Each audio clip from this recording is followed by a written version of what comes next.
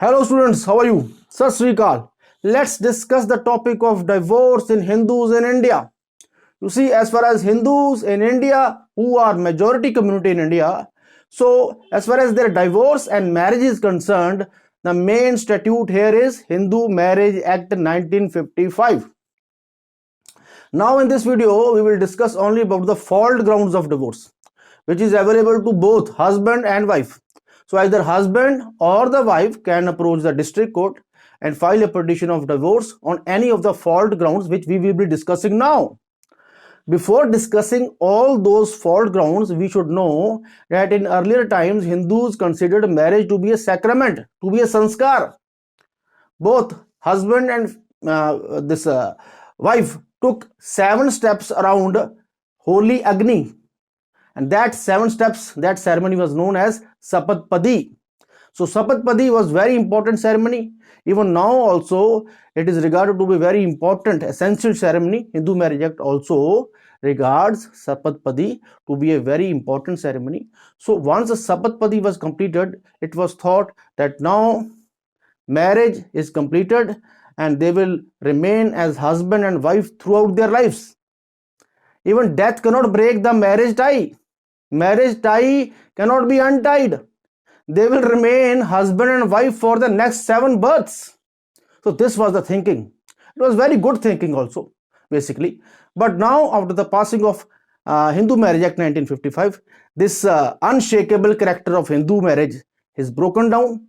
Now it is very easy to take divorce. In section 13B Hindu Marriage Act, that is mutual divorce, just by mutual agreement, husband and wife can take divorce without any allegation of any fault on each other. That we will discuss in the next video. Now here we will discuss only about the fault grounds of divorce in Hindu Marriage Act 1955. So section 13 deals with it. Now Hindu marriage is no more a sacrament, no more a sanskar. Though it's not become a contract also. In Muslims, the marriage is a contract, but in Hindus, still most of the Hindus regard it as a sacrament. But sacramental character has been destroyed to a large extent by Hindu Marriage Act 1955 by including the provisions of divorce. So here we will discuss about the fault grounds of divorce. So what is the first ground of divorce? First ground is adultery. So what is adultery? If a husband or wife voluntarily has a sexual intercourse with some third person, other than his wife, other than his husband, the couple or one of the spouse is having a sexual intercourse voluntarily. He is doing this voluntarily. So he is having a sexual intercourse with some stranger. So that is a ground of divorce for the aggrieved party. For example, husband is having a sexual intercourse with any lady and that lady is not his wife. Now that's a ground for his wife to take divorce from him. So adultery is the first ground of divorce. Though adultery in India now is not an offense. Now it's not an offense, but still it's a ground of divorce. Second is cruelty. So cruelty is a very big term, very wide term. It includes physical cruelty, beatings. For example, husband beats his wife, he physically assaults her. So you see, it can be either way. Even husband can also file a case against his wife. For example, she is beating him, she is mentally torturing him. So these grounds are available to both of them.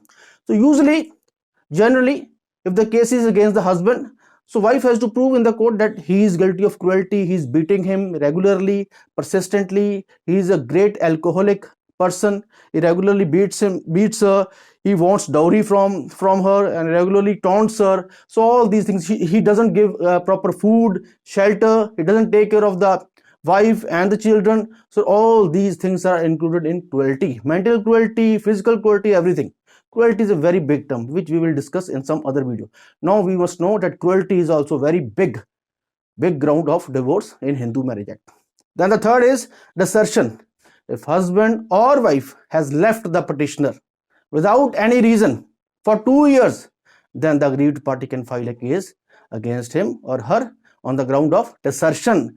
That is, he or she has deserted him without any reason. He or she has left him or her without any reason. Either husband or wife, both of them. So both of them can file a case. Either husband can file or a wife can file. So this ground is, all these grounds are available to either of them. Then the other ground is conversion. If either of the party, husband or wife, has converted to some other religion other than Hindu religion, because Hindu Marriage Act is available only to Hindus. Husband and wife must be Hindus. But after marriage, for example, husband converts his religion to Muslim religion. He converts to a Muslim, or he converts himself to a Christianity religion.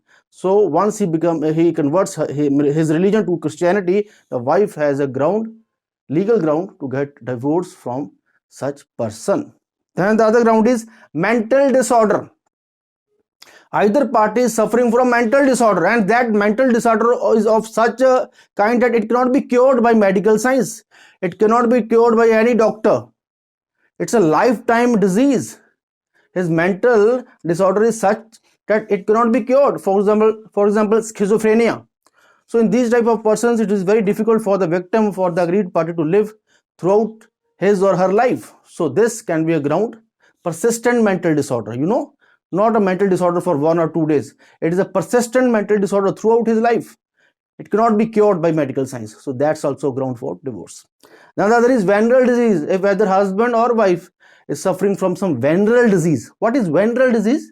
Venereal disease is a communicable disease which can communicate from one party to the other party through sexual intercourse. So it's basically the disease of genitals, of sex organs. So if one party is suffering from some venereal disease, then it's very difficult for the other party to live with him or her, because the other party is at risk of getting that venereal disease from this party. So that's a communicable disease. Serious disease, for example, AIDS, acquired immunodeficiency syndrome. So AIDS is a very serious disease. So on the ground of venereal disease also, either of the party can get divorce.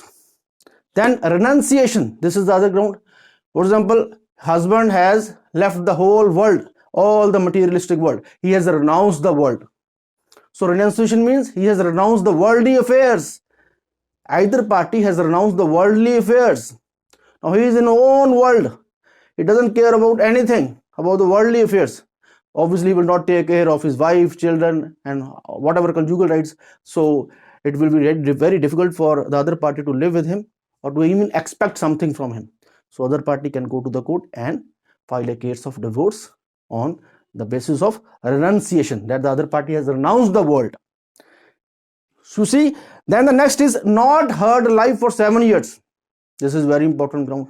It means the other party has not been heard for at least 7 years, even by the wife, even by those who are his or her near relatives. For example, the husband has not been heard or even seen by the wife, and even by husband's near relatives like his mother, his father, his brother, sister, they have also not heard about him. They have also not seen him for the last 7 continuous years.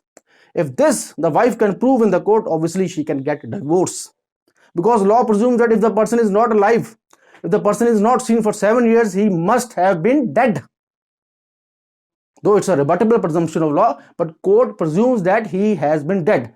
So the aggrieved party or the victim can file a case of divorce, and he or she can get a divorce from the court. Then the other is no resumption of cohabitation. This is very important ground.